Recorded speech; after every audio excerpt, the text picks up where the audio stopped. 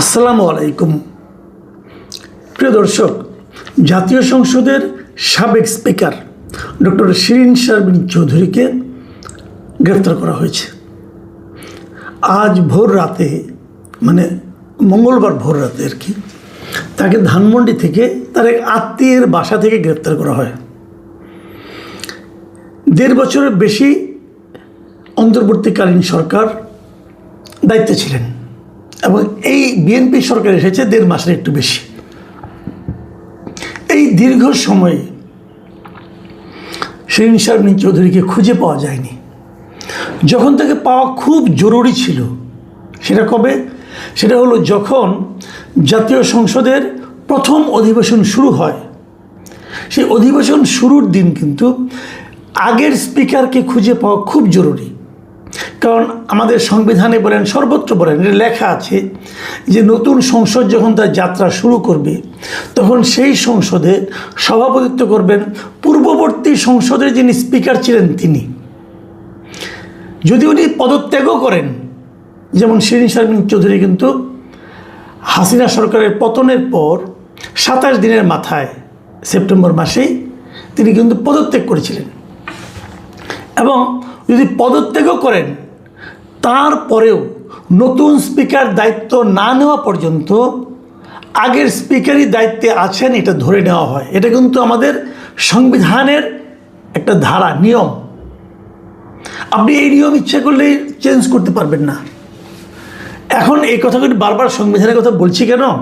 আমাদের এই সরকার কিন্তু উঠতে বসতে চলতে ফিরতে সব জায়গায় বিতর্ক করতে, এনসিপি অথবা জামাতকে ঠেকা দিতে, তাদের যুক্তিকে খণ্ডন করতে বারবার তারা কিন্তু সংবিধানের কথা উল্লেখ করেন যে সংবিধানে এটা আছে, সংবিধানে সেটা আছে বলেন, কিন্তু তো সংবিধানে তো এটাও আছে যে আগের সংসদের স্পিকারই প্রথম অধিবেশনটার সভাপতিত্ব করবেন, তার নেতৃত্বে, তার সভাপতিত্বে নতুন স্পিকার নির্বাচিত হবেন এবং নতুন স্পিকার নির্বাচিত হওয়ার পর তার কাছে দায়িত্ব উনি হস্তান্তর করবেন। এটাই নিয়ম, সংবিধানে আছে এটা। তো তখন শিরিন শারমিন চৌধুরীকে খুঁজে পাওয়া যায়নি। উনি কোথায় ছিলেন কেউ জানে না।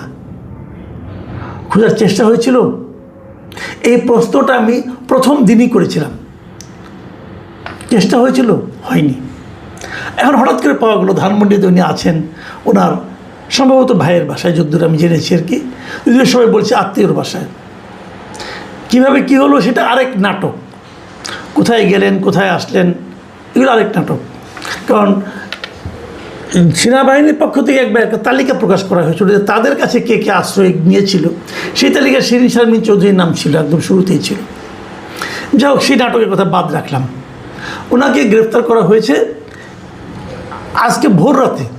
আমি দুপুর 1টা পর্যন্ত বিভিন্ন টেলিভিশনে স্ক্রলে দেখছিলাম, বিভিন্ন নিউজ দেখছিলাম, অনলাইন নিউজ দেখছিলাম। দুপুর 1টা পর্যন্ত আমি জানতে পারিনি যে ওনাকে ঠিক পার্টিকুলারলি কোন মামলার অভিযোগে গ্রেপ্তার করা হয়েছে। এটা আমি দুপুর 1টা পর্যন্ত জানতে পারিনি, কিন্তু তারপর গ্রেপ্তার হয়েছে। তার মানে গ্রেফতার করাটা জরুরি ছিল। কোন মামলায় গ্রেপ্তার করা হবে, কোন মামলায় তাকে গ্রেপ্তার করা হলো, এটা তো জনগণের, আমি তো জানতে চাইতে পারি না। আমাকে যে গ্রেপ্তার করছেন, আমার বিরুদ্ধে মামলা আছে, হ্যাঁ আছে, তাহলে কোন মামলায় আমাকে গ্রেপ্তার করলেন? 1টার পরে আমি জানতে পারলাম যে ওনার বিরুদ্ধে, ওনাকে গ্রেপ্তার করা হয়েছে লালবাগের একটা মামলায়, লালবাগের একটা হত্যা মামলা, সেখানে ওনাকে, ওই মামলায় ওনাকে গ্রেপ্তার করা হয়েছে। এবং এটাও জানলাম যে ওনার বিরুদ্ধে 6টা মামলা ছিল, এবং এই 6টা মামলার মধ্যে 3টা তদন্ত শেষ হয়েছে এবং 3টার তদন্তেই ফাইনাল রিপোর্ট দেওয়া হয়েছে।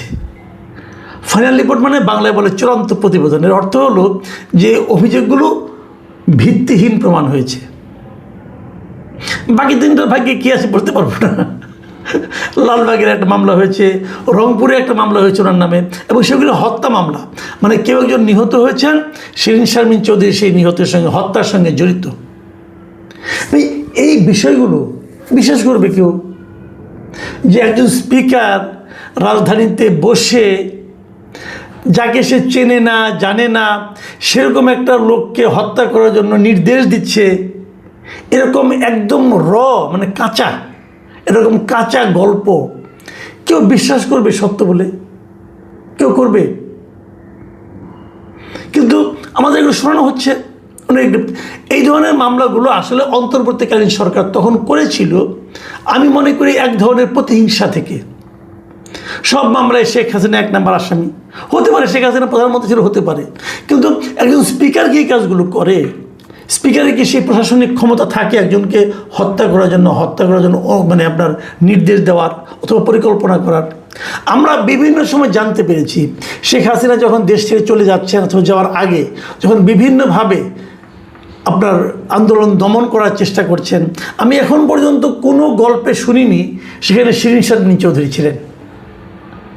তাহলে শেখ হাসিনাকে না জানিয়েই শতপ্রণোদিত হয়ে শিরিন শারমিন চৌধুরী এই হত্যা এই মানুষগুলি যাদের উনি জীবনে দেখেন নাই, চিনেন না, নাম জানেন না, এই লোকগুলিকে হত্যার জন্য নির্দেশ দিয়েছেন। ঠিক আছে, হতে পারে। আমি আমি আমি চট করে কীভাবে বলি, মামলা যখন হয়েছে তদন্ত হবে, আদালতে যাবে, বিচারক শুনবেন দুই পক্ষের কথা, তারপরে তো আলোচনা হবে, তাই না? কাজে আমি তো আগেই বলতে পারবো না, আমি তো শিরিন শারমিন চৌধুরীর পক্ষ নিতে পারবো না, তাহলে আবার ফ্যাসিবাদের দালাল হয়ে যাবো। কিন্তু ওই ভয়টাও তো আছে, কে চায় ফ্যাসিবাদের দালাল হতে? তবে ওই মবটা তো এখন আর নাই। অন্তর্বর্তীকালীন সরকার যে মব ভিত্তিক যে সমস্ত কাজকর্ম করেছিল, তো সেই জিনিসগুলো তো এখন আর নাই। আমরা বিশ্বাস করতে শুরু করেছিলাম যে নাই, এবং আমরা এটাও বিশ্বাস করছিলাম যে অন্তর্বর্তীকালীন সরকারের সেই দুর্বল নাটকগুলো, এই নাটকের ধারাবাহিকতা এই সরকার অনুসরণ করবে না, এটা আমি ভেবেছিলাম। এটা ভেবে এক ধরনের স্বস্তি পাওয়া শুরু করেছিলাম, কিন্তু আমরা দেখছিটা কি? আচ্ছা, আপনি আমাদের একটা কথা বলেন, আমি একটা কথা বলি, আজকে বেশি বলতে চাই না। এই যে শিরিন শারমিন চৌধুরীকে গ্রেপ্তার করা হয়েছে, উনি তো স্পিকার ছিলেন এবং উনি অনেকদিন স্পিকার ছিলেন। আব্দুল হামিদ সাহেব যখন প্রেসিডেন্ট হলেন স্পিকার থেকে, তারপর থেকে উনি স্পিকার, এবং তারপর থেকে সেটা আপনার প্রথম দফা, দ্বিতীয় দফা, তৃতীয় দফা উনি স্পিকার ছিলেন। এবং স্পিকার হিসেবে উনি কিন্তু বেশ একটা ভালো ইমেজের লোক ছিলেন। ওনার বিরুদ্ধে খুব বিশাল কোনো দুর্নীতি, বিশাল কোনো সন্ত্রাসের রাজত্ব কায়েম করা, এমন কোনো মানে অপবাদ ওনার নামে আছে আমার কেন অন্ততপক্ষে আসেনি। আমি যেমন বলি না মাঝে মাঝে যে মির্জা ফখরুলকে আমার খুব ভদ্রলোক বলে মনে হয়, আমার কাছে ওনাকেও খুবই ভদ্র বলে মনে হতো। যাই হোক, তারপর থাকতে পারে আমার অজানা তো অনেক কিছু থাকতে পারে, আমি ধরে নিচ্ছি উনি খুবই মন্দ লোক ছিলেন। কিন্তু আপনি আমাকে একটা কথা কেটে বলেন, এই যে গ্রেফতারটা, এই গ্রেফতারটা কি এই সরকারের ইমেজকে বৃদ্ধি করবে দেশে অথবা বিদেশে? এই গ্রেফতারের মাধ্যমে কি প্রমাণ হবে যে এই সরকার আইনের শাসন কায়েম করতে যাচ্ছে? হবে? আপনাদের কি মনে হয়? তাহলে সারা দুনিয়াতে আমি যদি এটা মনেই করি যে সবাই মনে করবে এটা একটা রাজনৈতিক গ্রেফতার, একটা রাজনৈতিক মামলা হচ্ছে। তো এই রাজনৈতিক মামলা যদি এই সরকার শুরু থেকেই কন্টিনিউ করতে থাকে, তাহলে আমরা নতুন কি পেলাম? আমরা তো নতুন কিছুর আশা করেছিলাম, ওটাকে আপনি সংস্কার নামে বলেন বা যে নামেই বলেন। আমরা তো চেয়েছিলাম যে এমন একটা সরকার আসবে যারা আইনের শাসন কায়েম করবে। এ ধরনের বানানো মামলা, এ ধরনের রাজনৈতিক মামলা দিয়ে রাজনৈতিক প্রতিপক্ষকে যে আপনার দুর্ভোগে ফেলা, হেয় প্রতিপন্ন করা ভালো কিছু, এটা আওয়ামী লীগ করতো। এবং আওয়ামী লীগ এটা করে আওয়ামী লীগ নিজেদের নিরঙ্কুশ ক্ষমতা আপনার স্থাপন করার চেষ্টা, প্রতিষ্ঠিত করার চেষ্টা করেছিল। তার পরিণতি আমরা দেখেছি। কিন্তু সেই কাজগুলি কি বিএনপিকে করতে হবে? এটা হয় কেন সেটা বলে আমি আলোচনাটা শেষ করি।